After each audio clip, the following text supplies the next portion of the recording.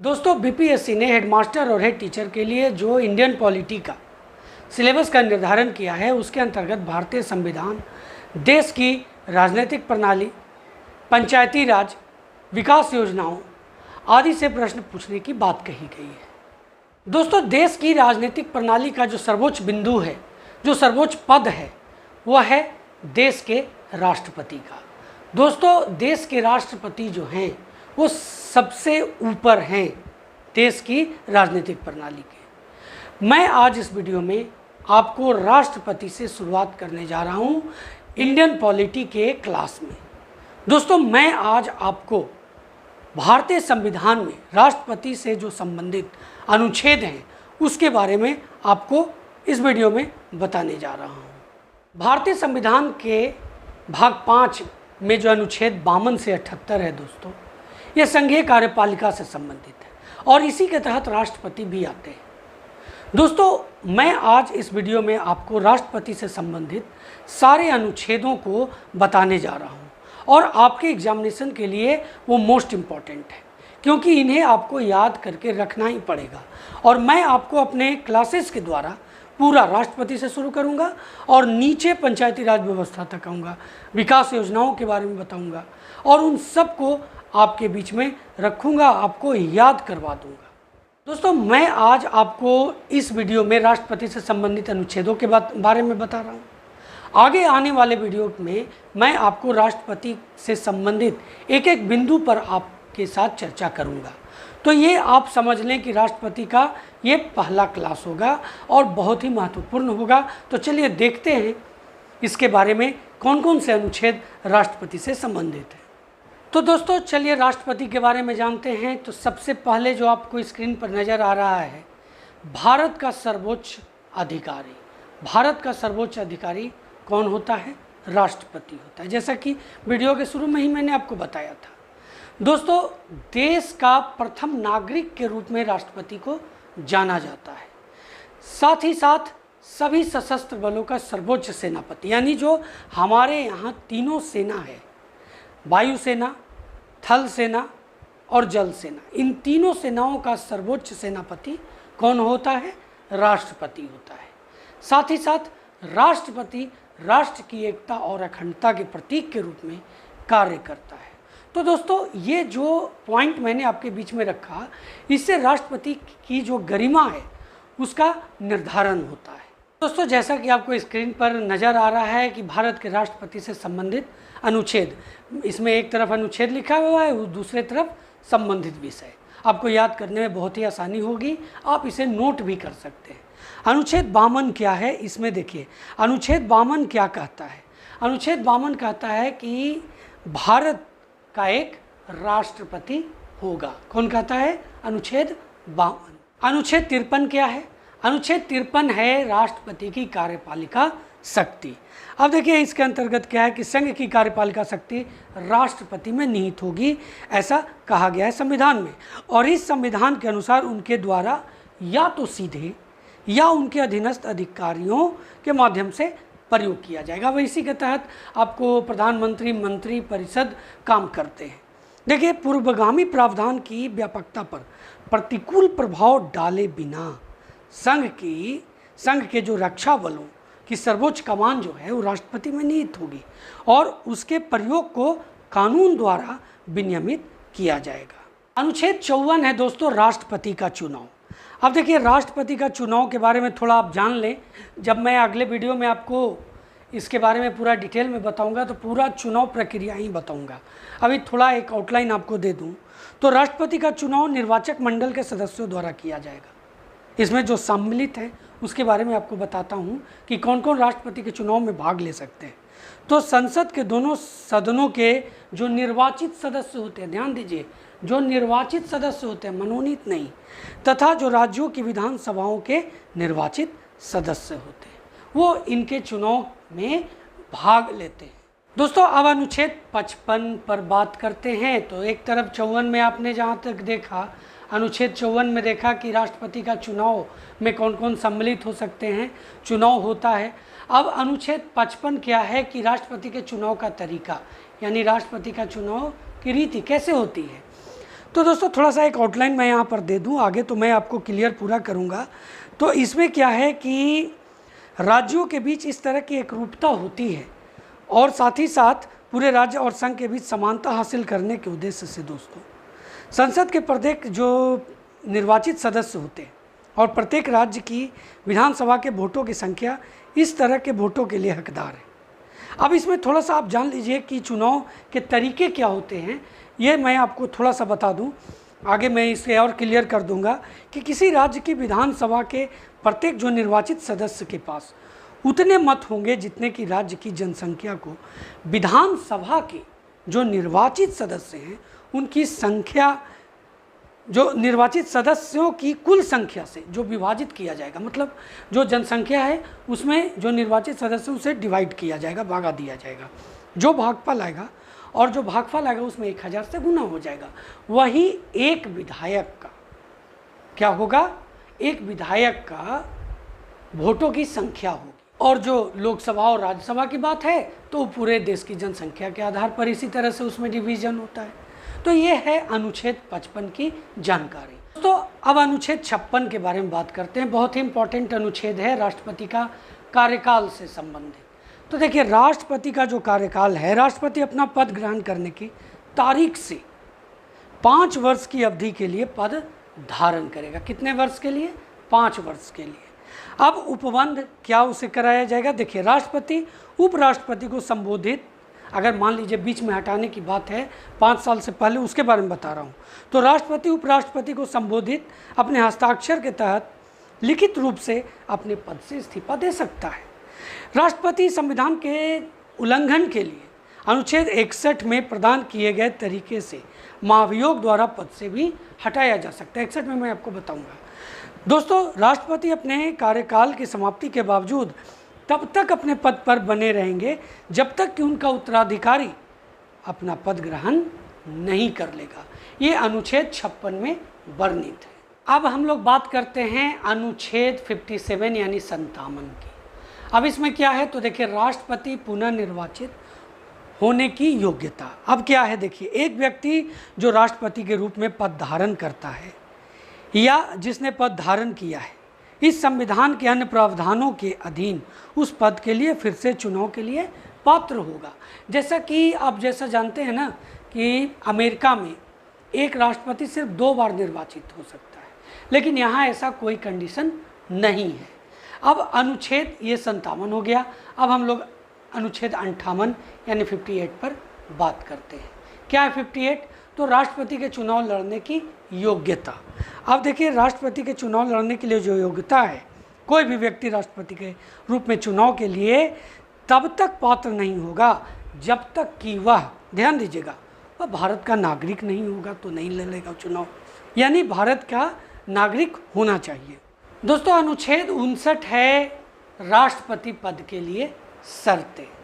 अब देखिए इसमें क्या है, तो राष्ट्रपति संसद के किसी सदन या किसी राज्य के विधानमंडल के किसी सदन का सदस्य नहीं होगा, और यदि संसद के किसी सदन या किसी राज्य के विधानमंडल के किसी सदन का कोई सदस्य राष्ट्रपति चुना भी जाता है तो उसे माना जाएगा कि जिस तारीख से वह राष्ट्रपति बन गया, अपना पद ग्रहण कर लिया, उस सदन में अपना स्थान खाली कर दिया, ऐसा माना जाएगा। दोस्तों, राष्ट्रपति कोई अन्य लाभ का पद धारण नहीं करेगा, जैसा कि मैंने 58 के केस में कहा मैंने आपको। उसके बाद राष्ट्रपति अपने आधिकारिक आवासों के उपयोग के लिए किराए के भुगतान के लिए हकदार नहीं होंगे, ध्यान दीजिएगा।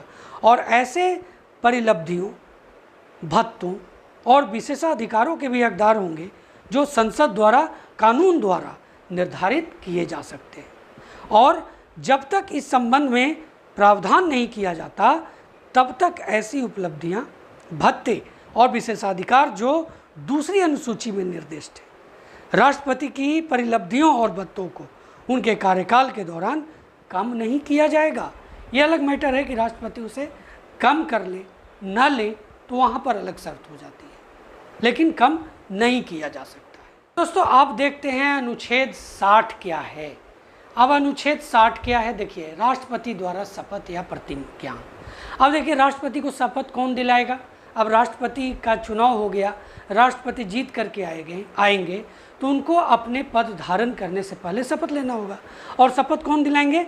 शपथ दिलाएंगे सर्वोच्च न्यायालय यानी सुप्रीम कोर्ट के जो मुख्य न्यायाधीश होंगे वो राष्ट्रपति को शपथ दिलाएंगे। अब दोस्तों अनुच्छेद 61 देखते हैं। अभी मैंने आपको बताया भी था अनुच्छेद 61 के बारे में। ये क्या है? अनुच्छेद 61 है कि राष्ट्रपति के विरुद्ध महाभियोग की प्रक्रिया। अब देखिए, जब संविधान के उल्लंघन के लिए राष्ट्रपति पर महाभियोग चलाया जाता है तो संसद के किसी भी सदन द्वारा आरोप लगाया जा सकता है।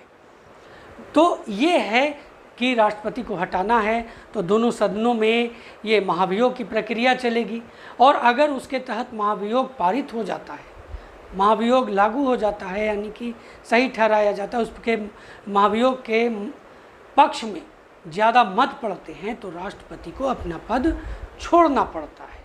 तो अब अनुच्छेद 62 यानी 62 के बारे में आप ध्यान से देखिएगा क्या है। अब इसमें क्या है? संबंधित विषय राष्ट्रपति कार्यालय की रिक्ति को भरने के लिए चुनाव का आयोजन। अब देखिए, इसके तहत मैं आपको समझा देता हूँ। तो राष्ट्रपति के पद की अवधि की समाप्ति के कारण हुई रिक्ति को भरने के लिए चुनाव कार्यकाल की समाप्ति से पहले पूरा कर लिया जाएगा। राष्ट्रपति के पद में उनकी मृत्यु, त्यागपत्र या पद से हटाए जाने या अन्य कारणों से हुई रिक्ति को भरने के लिए, दोस्तों ध्यान दीजिएगा, रिक्ति को भरने के लिए चुनाव जल्द से जल्द किया जाएगा और किसी भी स्थिति में रिक्ति होने की तारीख से 6 महीने के भीतर नहीं होगा ये। और रिक्ति को भरने के लिए निर्वाचित व्यक्ति अनुच्छेद 56 के उपबंधों के अधीन रहते हुए, अनुच्छेद 56 के अधीन रहते हुए अपना पद ग्रहण करने की तारीख से 5 वर्ष की अवधि पूर्ण अवधि के लिए पद धारण करने का हकदार होगा। यानी अगर बीच में खाली हो जाता है पद और कोई नया व्यक्ति राष्ट्रपति बनता है तो उसको भी अगले 5 साल के लिए उसको टर्म दिया जाएगा। ये है अनुच्छेद 62 के बारे में पूरा विवरण। अब देखिए, अनुच्छेद 63 और 64 क्या है? वो उपराष्ट्रपति के लिए है, इसलिए मैंने इसे अनुच्छेद में नहीं जगह दिया, क्योंकि ये जो सभी अनुच्छेद हैं वो राष्ट्रपति से संबंधित अनुच्छेद हैं। तो अब हम लोग यहाँ पर अनुच्छेद 65 यानी 65 के बारे में बात करेंगे। तो जैसा कि मैंने आपको बताया कि अनुच्छेद 63 और 64 उपराष्ट्रपति से संबंधित है, तो 65 भी जो है दोस्तों वो क्या है? ध्यान दीजिएगा। अनुच्छेद 65 कहता है कि मान लीजिए कि बीच में राष्ट्रपति हट जाते हैं, उनकी मृत्यु हो जाती है, तो उस कंडीशन में उपराष्ट्रपति का राष्ट्रपति के रूप में कार्य करने या राष्ट्रपति के कार्यों का निर्वहन करने की शक्ति प्रदान करता है अनुच्छेद 65। अब अनुच्छेद 71 क्या है? देखिए, अनुच्छेद 71 है कि राष्ट्रपति या उपराष्ट्रपति के निर्वाचन से संबंधित सभी शंकाओं और विवादों की जांच। अगर किसी तरह की कोई समस्या आती है राष्ट्रपति या उपराष्ट्रपति के निर्वाचन में, कोई मान लीजिए कि ये प्रदर्शित करता है कि इसमें धांधली हुई है या कुछ और तरह की बातें, तो वो विवादों की जांच होगी और वो विवादों की जांच सीधे सुप्रीम कोर्ट में होती है दोस्तों। ये अनुच्छेद 71 के अंतर्गत आता है। विवादों की जांच, अगर क्वेश्चन आएगा कि राष्ट्रपति या उपराष्ट्रपति के निर्वाचन से संबंधित सभी शंकाओं और विवादों की जांच किस अनुच्छेद के तहत होती है, तो आपको आंसर क्या देना होगा? अनुच्छेद 71। या अनुच्छेद 71 में क्या वर्णित है, तो आपका ये आंसर होगा। अनुच्छेद 72 क्या है? तो 72 है दोस्तों राष्ट्रपति की क्षमादान करने की जो शक्ति है, क्षमादान करने की शक्ति एवं कुछ मामलों में सज़ा कम करने या निलंबित करने की शक्ति है। ये बहुत बड़ी शक्ति होती है राष्ट्रपति की, जो किसी को प्राप्त नहीं है। राष्ट्रपति को क्षमादान करने की जो शक्ति है, राज्यपाल को भी इसके तहत कुछ लिमिटेशन के तहत दी गई है शक्तियाँ, लेकिन राष्ट्रपति को ये जो शक्तियाँ प्राप्त हैं दोस्तों, ये बिल्कुल ही अलग है। क्षमादान कर सकते हैं किसी अपराधी को, कुछ मामलों में सज़ा को कम कर दे सकते हैं, निलंबित कर सकते हैं। अब अनुच्छेद 74 क्या है वो देख ले। 74 कहता है कि राष्ट्रपति को सलाह एवं सहायता प्रदान करने के लिए मंत्री परिषद का गठन होगा, जिसके तहत प्रधानमंत्री, कैबिनेट मंत्री, राज्य मंत्री जो सभी आते हैं वो अनुच्छेद 74 के तहत आते हैं, जो क्या करते हैं? वो सलाह देते हैं, सहायता करते हैं, देश को चलाने में, शासन को चलाने में।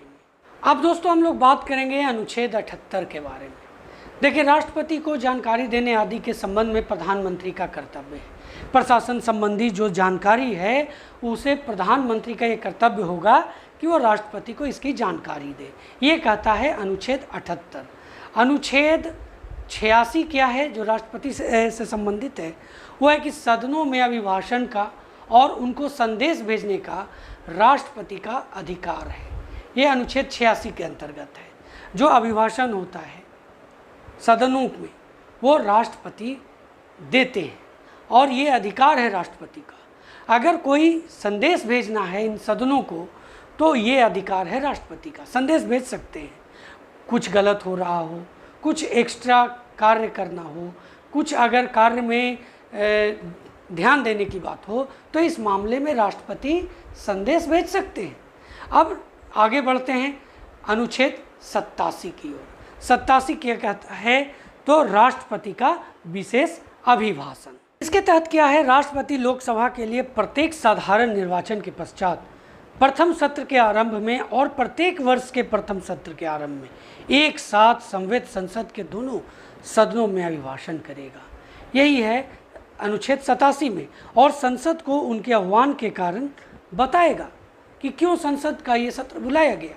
ये अनुच्छेद 87 में वर्णित है दोस्तों। तो अनुच्छेद 123 बहुत ही महत्वपूर्ण है और ये राष्ट्रपति को एक विशेष शक्ति प्रदान करती है। देखिए इसमें क्या है? अनुच्छेद 123 में संसद के सत्रावसान के समय राष्ट्रपति को अध्यादेश जारी करने की शक्ति।